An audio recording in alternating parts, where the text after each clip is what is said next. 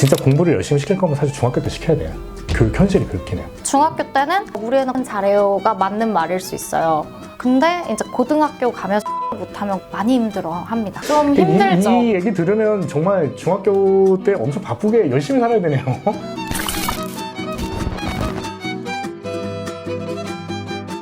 고등 가서 이제 과학이 그런 이제 그림이 펼쳐지는 상황일 텐데, 지금 초등학생인 경우, 중학생인 경우, 고등학생인 경우 이제 뭘 어떻게 했을 때 최선이냐, 이런 게 엄청 지금 막 궁금할 것 같아요. 고민일 것 같고.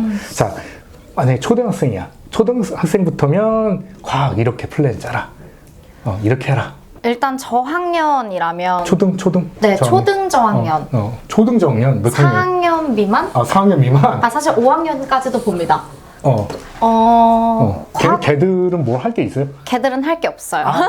걔들은 이제 이제 슬라임 만들고 뭐 약간 귀여운 그 과일에 전극 꽂고 뭐 이런 실험적인 것들을 하는 게 그나마 도움이 되죠. 굳이 하고 싶다면. 네, 하고 굳이 싶다면. 하고 싶다면. 근데 이게 그런 것도 있어요. 왜냐면 교육 과정에서도 얘기했지만 중등 때 실질적으로 본격적으로 과학이 처음 시작되는 거잖아요.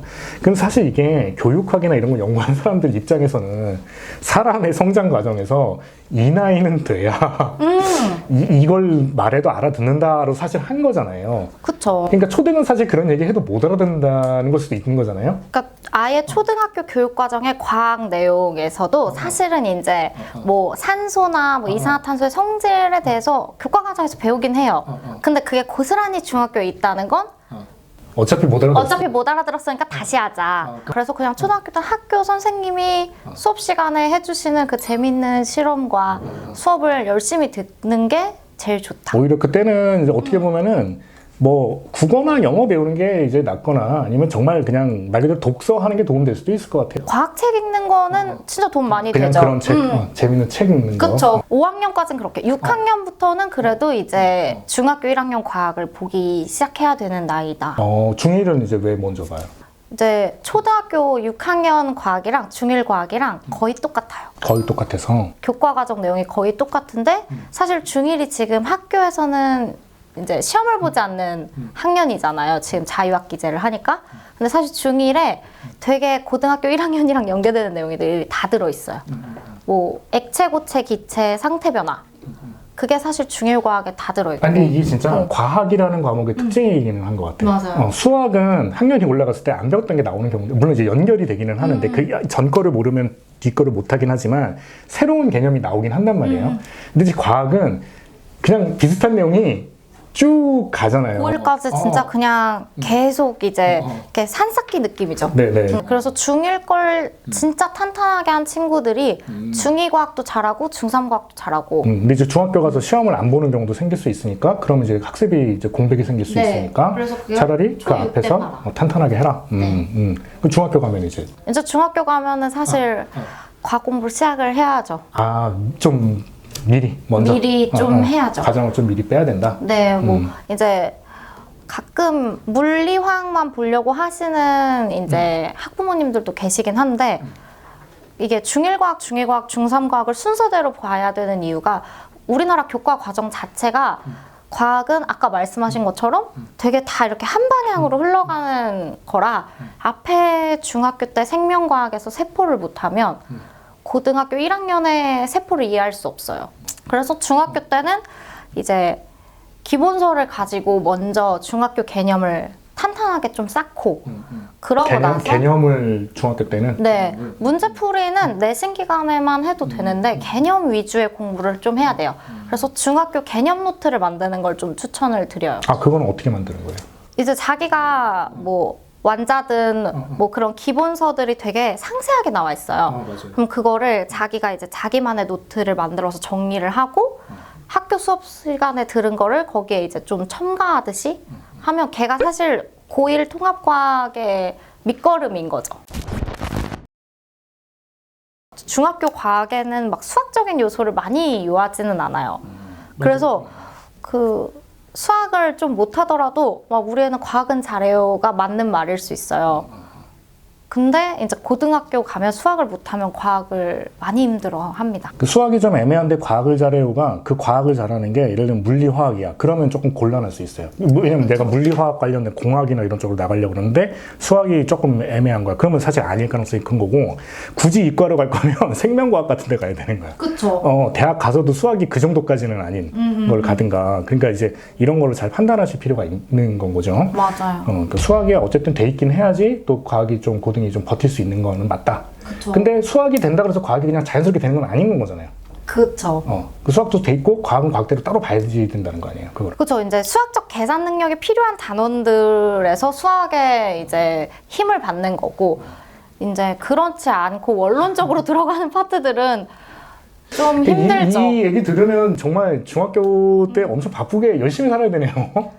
중학교 때 열심히 살면 고등학교 때 좀 빛을 보는 게 과학이라는 과목 같아요. 이게 진짜 이게 너무 그런 얘기긴 한데 저도 상담할 때도 그렇고 설명회 할 때도 사실 중학생한테 그렇게 하기 너무 쉽지는 않은데 애들이 다 어리잖아요. 맞죠. 어린데 진짜 공부를 열심히 시킬 거면 사실 중학교 때 시켜야 돼요. 중학교 때 시켜야 돼. 그래야지 어쩔 수밖에 없어. 이 고등학교 현실을 보면 중학교 때 진짜 엄청 달려놔야 될 수밖에 없는 거예요. 이게 교육 현실이 그렇긴 해요. 맞아요. 그래서 쉽지가 정말 않아요. 고등학교 때는 사실 학기 중에 계속 그 자기학년 거 시험 대비하기 바쁘죠. 시험하기 바쁘기 때문에 그리고 뭐 계속 저희가 누누이 얘기했지만 전 과목을 다 해야 되기 때문에 이게 어느 하나에만 그렇게 할 수가 없어요. 다 골고루 안배를 해야 되는 거고 이제 그런 상황인데 심지어 이제 막 이해하기도 엄청 에너지 품이 많이 드는 과목이 막 3과목, 4과목씩 있는 거면 맞아요. 그럼 이제 그쵸? 그 내가 이제 막 수학하느라 바쁘거나 이제 과학에 신경 쓸 생각을 못했어. 그리고 아까 얘기한 대로 중등 때 내신 그냥 100점 맞고 이러다 보니까 과학을 할 생각을 못하고 과학이 너무 쉽고 너무 재밌거든. 중등 때 진짜 재밌을 수 있어요. 그쵸? 네. 아니 진짜로 재밌어. 실제로 재밌고. 근데 애들은 재밌어 하진 않아요. 그치? 학생은 아니지. 네. 학생은 아니지. 그게 상관이 없으면 이제 재밌죠. 그 중등 참고서 같은 거 읽어보면 또 재밌어요. 그럼요. 중등 참고서는 정말 그림책 같기도 하고 재밌단 말이에요. 근데 이제 그러고 있다가 이제 고등이 딱 온 거야. 그런 학생도 많을 거란 말이에요. 그런 학생들이 이제 이과 갈 거야. 이과 갈 거고, 이제 과학을 이제 그런 이제 원과목부터 대비를 해야 되는 상황이야. 그 친구들은 지금 어떻게 해야 돼요? 몇 학년이죠? 그 고1, 고2 나눠서 해볼게요. 네. 고1 시작해. 그럼 이제 고2를 이제 하기 위해서는 지금부터 뭘 해야 되냐, 인 거고, 이제 내가 지금 현 고2야. 그래서 당장 이제 시험 공부해야 돼. 그랬을 때 이제 해줄 수 있는 뭐 조언. 일단 고1이라면 지금 당장 서점에 가서 문제집을 2권을 사야죠. 그리고 그 2권에 대한 걸 다 풀어야 돼요, 스스로. 일단 개념서와 이제 보통은 이제 엔제라고 부르는 드릴형 문제집이 있죠. 그 2개는 최소 봐야. 그리고 이제 개념을 만약에 개념서를 봤는데 개념을 너무 모르겠다. 이게 이해가 안 된다 하면은 학교 수업 시간에 열심히 듣던지 그게 안 되면 인강이라도 찾아 들어야죠. 인강이라도? 네. 학원의 도움을 받을 수 있으면 너무 좋겠지만 뭐 진짜 이미 늦었다. 왜냐면 사실 학원은 거의 이제 그런 아이들이 대부분 통합과학을 다시 공부를 해야 되겠다 생각할 때가 시험 한 막바지 한 3주 전 갑자기 이제 과학 공부하려고 맘먹었을 때는 학원들은 이미 개념이 끝난 상태일 거예요. 이제 문제풀이 위주로 들어가는 맞아요. 거죠. 맞아요. 최근에도 몇 건의 상담 요청을 받은 게 있었어요. 근데 개념 시험을 봤는데 학교에서 진도가 거의 다 이제 반 정도는 끝난 상태인데 몰라, 하나도. 3개 맞았어요. 뭐 약간 이런 상황이 돼요. 그럼 이제 그 친구들은 사실상 학원에서도 받을 수 없는 상황이죠. 앞에 부분을 다 메이크업을 해줄 수 없으니까. 그럼 이제 인강이라도 보고 문제집을 진짜 다 풀고 해서 해야 되고, 만약에 진짜 너무 개념 이해가 안 되는 친구들도 있어요. 그런 친구들은 중학교 걸 다시 봐야 돼요. 그럼 이제 고2. 고2야. 거의. 고2인데 이제 원과목에 이제 이런 이제 상황이 맞닥뜨렸어. 탐구를 선택을 과탐을 한 거죠? 네. 물리는 수학만큼 시간을 투자해야 되고요. 이런 거 아는 것도 중요한 것 같긴 해. 진짜. 수학만큼 투자해야 된다. 네. 물리는. 투자를 많이 해야 되지 않죠? 진짜 시간 투자를 정말 많이 해야 돼요. 근데 이게 중학생들은 이렇게 헷갈리는 게 물리원이 제일 시간 안 투자하고 그냥 풀 수 있는 원리 이해만 하면 다 풀 수 있는 거라고 생각하는 경우가 많은데 실제 고등에서 물리는 수학 이상으로 시간 투자를 해야 되는 겁니다. 그쵸. 모든 유형을 다 풀어보고 가야 그나마 이제 시험 문제를 받았을 때 내가 아는 문제가 있다. 그 문제풀이가 안 되면 전혀 의미가 없는 과목이니까. 그쵸. 개념을 물어볼 게 없으니까. 네, 물리화학은 그래. 안 돼요. 물리화학은 문제를 안 풀고 들어가면 시험지가 네, 슬퍼요.